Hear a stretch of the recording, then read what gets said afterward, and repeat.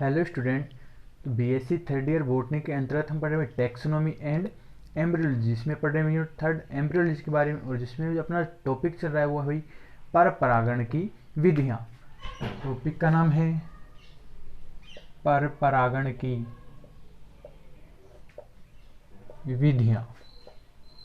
इसमें हमने बताया भाई दो विधियाँ, जैविक अजैविक। तो अजैविक विधि के बारे में हमने वायु परागण और जल परागण के बारे में पढ़ लिया है। आज उसके बाद जो सेकंड जो विधि होती है वो है जैविक विधि। जैविक विधि में भाई ये विभिन्न प्रकार के जीवों के द्वारा होती है, और जैविक विधि में भी हम सबसे पहले पढ़ेंगे भाई किसके द्वारा, कीट परागण। तो कीट परागण आप नाम से स्पष्ट है, समझ गए होंगे कि इनमें जो परागण की जो क्रिया होती है पादपों में वो किन के द्वारा होती है भाई, विभिन्न प्रकार के कीटों के द्वारा होती है। तो इसमें हम ये तो लिख ही सकते हैं कि भाई पादपों में कीटों के द्वारा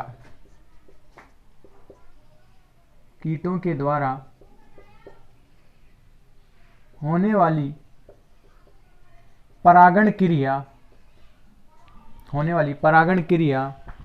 कीट परागण कहलाती है।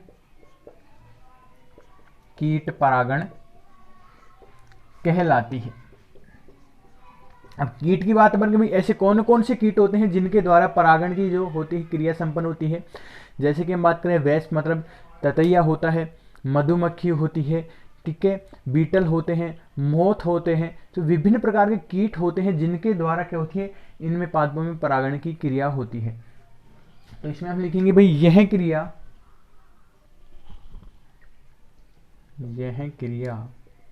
विभिन्न प्रकार के कीटों जैसे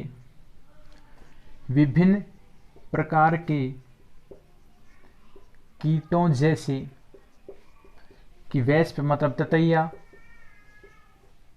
इसके अलावा मधुमक्खी, मोथ, ठीक है, जिसको हम बोलते हैं भाई हिंदी में पतंगा, इसके अलावा तितली आदि कीट परागण में क्या होते हैं, सहायक होते हैं।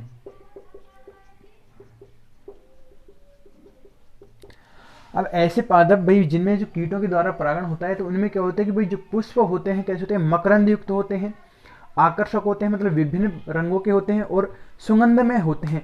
तो क्या होता है कि जब उनमें भाई सुगंध आती है, मकरंद आती है, तो कीट उनकी तरफ आकर्षित होते हैं, उनकी तरफ बैठते हैं। जैसे मधुमक्खी वगैरह जो होते हैं कीट, वो उनसे भाई मकरंद का श्रवण करते हैं, तो उनमें क्या पाता है, मकरंद पाया जाता है। तो इस कारण ये इनकी तरफ क्या होते हैं भाई, आकर्षित होते हैं। ठीक है, तो ऐसे पुष्प मतलब जहाँ कीट आकर्षित होते हैं, इनके पुष्प कैसे होते हैं भाई, आकर्षक मतलब विभिन्न रंगों के होते हैं, ठीक है, रंगीन होते हैं,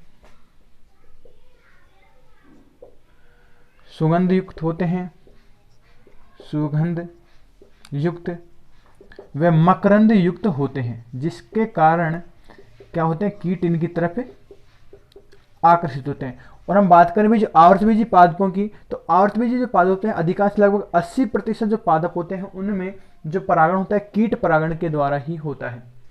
तो हम लिख सकते हैं कि भाई इसमें कि अधिकांश पादपों में लगभग की बात करें लगभग 80% में पादपों में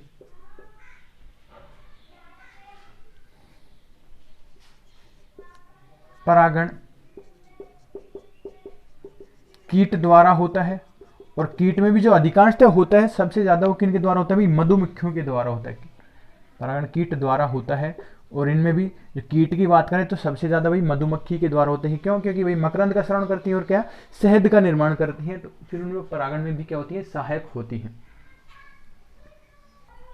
तो पादपों में जो कीट परागण पाया जाता है उसके लिए पादपों में क्या भाई विशेष प्रकार का अनुकूलन पाया जाता है पुष्पों में।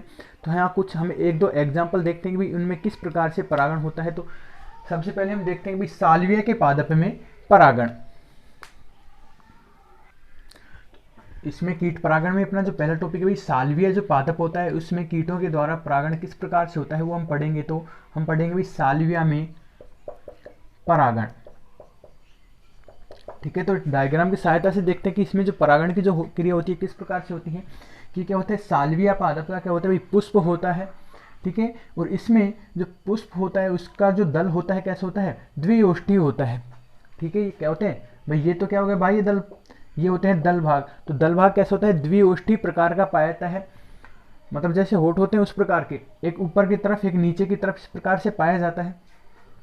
अब इसमें क्या होता है कि भाई जो ऊपर वाला जो भाग होता है, जो ऊपरी ओष्ठ कहते हैं इसको, ऊपरी ओष्ठ मतलब ऊपर वाला जो भाग होता है इसका, इसमें क्या पाई जाती है भाई, जायांग पाया जाता है। ठीक है, जायांग को 3 भाग बताए थे। ठीक है, इधर अंडाशय हो गया, वर्तिका हो गई, और शीर्ष भाग पर क्या हो गया, वर्तिकाग्र पाया जाता है। और फिर इसमें क्या पाया था, एक पुंकेसर पाया जाता है। ठीक है, पुंकेसर में जो योजी भाग होता है, ये कंप्लीट क्या हो गया पुंकेसर, पुंकेसर में ये योजी भाग होता है, लंबा होता है इसमें, जिसके कारण जो पराकोष होते हैं 2 भागों में विभाजित होता है। एक तो होता है ऊपरी भाग ऊपर की तरफ, एक होता है नीचे की तरफ इसमें। तो जो ऊपर की तरफ जो पराकोष पाया जाता है वो जनन क्षम होता है। ठीक है, जनन की क्षमता पाई जाती है जिसमें परागण पाए जाते हैं। और जो नीचे वाला जो परागकोष होता है वो कैसा होता है, बंदे प्रकार का होता है। ठीक है, ये जो नीचे वाला जो परागकोष होता है बंदे प्रकार का होता है। अब इसमें क्या होता है कि जो नीचे वाला जो ओष्ठ होता है ये कीट के लिए बैठने में सहायक होता है। कि भाई जैसे ही कीट इसके अंदर की तरफ क्या पाया जाता है, मकरंद पाया जाता है, तो कीट मकरंद को ग्रहण करने के लिए निचले ओष्ठ पर आकर बैठते हैं। ठीक है, निचले ओष्ठ पर आकर बैठते हैं। तो हमने बताया था कि ये जो पुंकेसर का जो योजी भाग होता है लंबा होता है, मतलब जैसे इस पर दबाव पड़ता है तो वो इसके सहायता से अंदर जाएंगे, मतलब इस भाग से कीट अंदर जाएंगे। तो इस पर जब दबाव पड़ता है तो ये पुंकेसर क्या होता है, नीचे की तरफ झुक जाता है, मतलब जो जननक्षम जो पराकोष होता है ये वाला भाग क्या होता है, नीचे की तरफ झुक जाता है। तो अब जैसे नेक्स्ट डायग्राम में हम देखते हैं तो कीट आकर बैठ गया पुष्प के अंदर नीचे वाले भाग पर, निचले ओष्ठ पर। जैसे ही अंदर जाएगा तो ये इसका जो जननक्षम जो पराकोष होता है इस पर दबाव पड़ने के कारण क्या होता है भाई, नीचे की तरफ झुक जाता है। जैसे अंदर गया ये पराकोष, जननक्षम पराकोष क्या होगा, नीचे की तरफ झुक जाता है। अब नेक्स्ट डायग्राम में देखते हैं कि भाई जैसे ही झुका तो जननक्षम जो पराकोष नीचे आ गया। इस डायग्राम में हम दिखा रहे ये कीट बैठा है, अब ये अंदर की तरफ जाएगा। तो जब ये कीट अंदर की तरफ जाता है तो पराकोष जब नीचे की तरफ झुक जाता है तो इसके पराकोष से क्या होते हैं, जो परागकण होते हैं, पराकोष के अंदर क्या होते हैं भाई, परागकण होते हैं, वो इस भाग पर, मतलब जो इसके पंख पर, वो पीछे के जो भाग होता है कीट उसके ऊपर आकर चिपक जाते हैं। कौन, परागकण, पराकोष से परागकण कीट के शरीर के ऊपर आकर चिपक जाते हैं, हम ये कह सकते हैं। अब उसके बाद जैसे ही अंदर की तरफ जाते हैं तो जो वर्तिका जो भाग होता है लंबा होता है। उसके बाद इसमें भाई जो वर्तिकाग्र जो पूरा जो जायांग भाग होता है इसमें क्या होता है, वर्तिका लंबी होती है।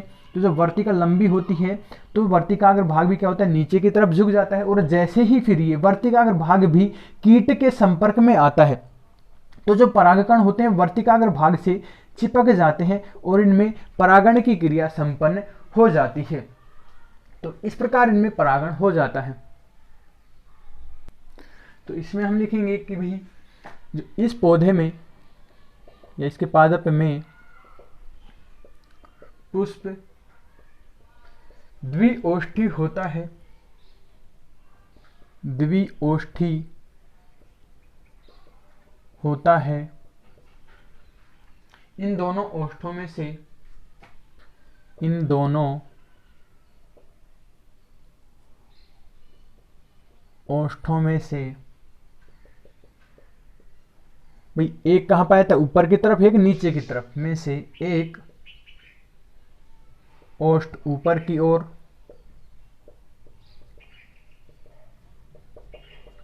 व एक ओष्ठ नीचे की ओर होता है,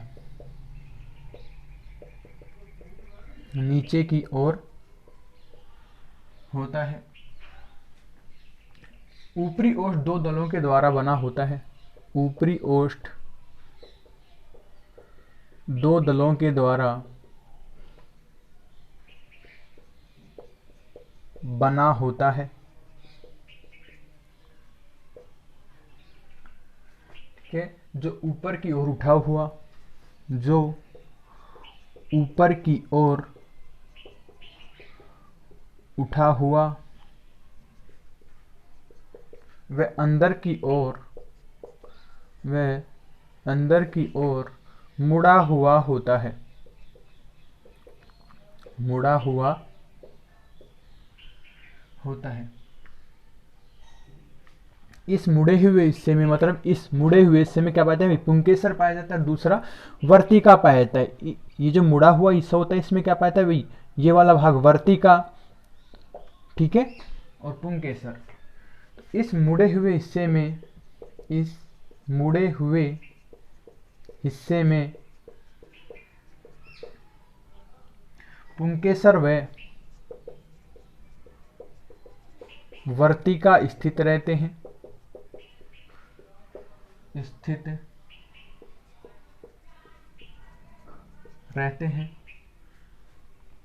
पुष्प का निचला ओष्ठ भ्रमण करने वाले या कीट पतंगों के लिए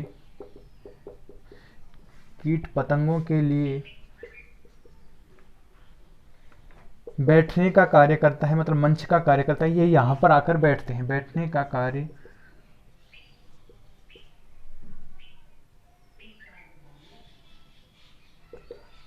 करता है, या हम कह सकते हैं बैठने में सहायक होता है।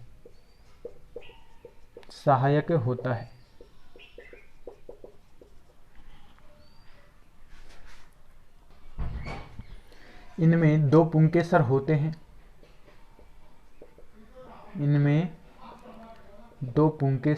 हैं। प्रत्येक पुंकेसर का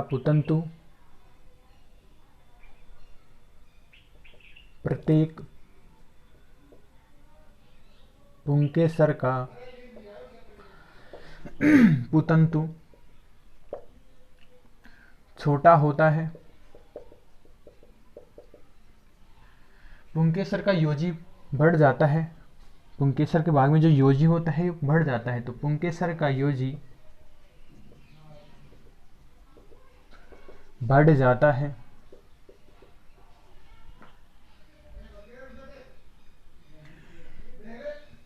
इसके परागकोश का बड़ा भाग ऊपरी ओष्ठ के मुड़े हुए हिस्से में रहता है।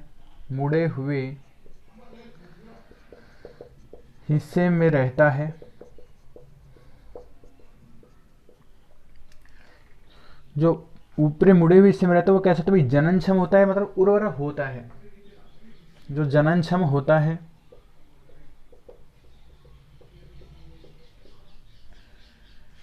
लेकिन परागकोश का शेष भाग कैसे होता है? बंदे होता है। लेकिन परागकोश का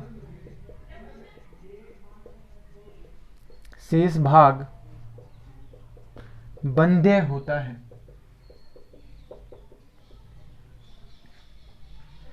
ठीक है।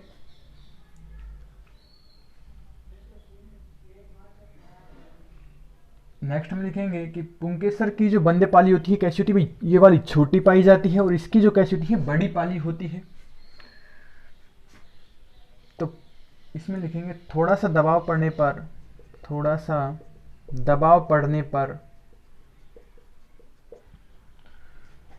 परागकोश का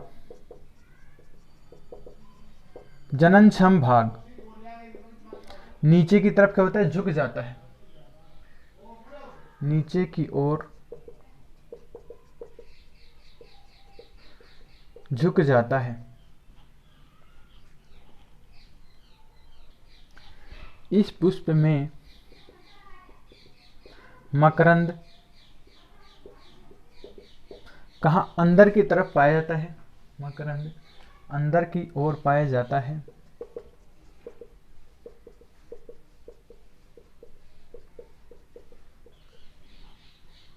ठीक है। तो पुष्प पर जब कीट मकरंद प्राप्त करने के लिए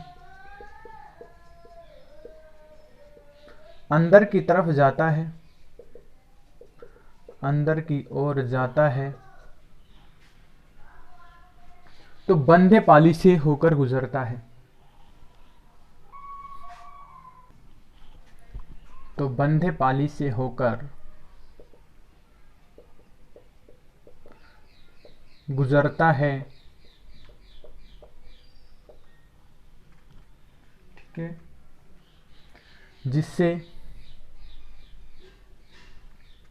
योजी के छोटे भाग पर दबाव पड़ता है, दबाव पड़ता है। ऊपर वाला हिस्सा जिस पर परागकण लगे होते हैं, मतलब जो जननक्षम होता है, वह कीट के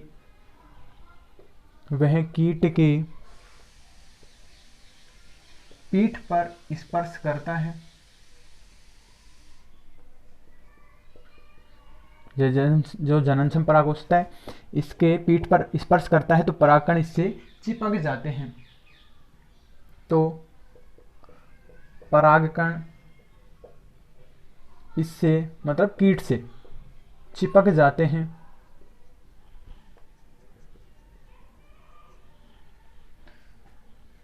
इसके पश्चात वर्तिका एवं वर्तिकाग्र ऊपरी ओष्ठ से बाहर निकल आते हैं, ऊपरी ओष्ठ से बाहर निकल आते हैं। ठीक है भाई, जो वर्तिका भाग और वर्तिकाग्र भाग ऊपरी ओर से क्या निकल आते हैं, बाहर निकल आते हैं। ये भी फिर क्या होते हैं, नीचे की तरफ झुक जाते हैं। तो नेक्स्ट हम लिखेंगे कि भाई जिससे वर्तिकाग्र नीचे की ओर मुड़ जाती है और कीट के स्पर्श करने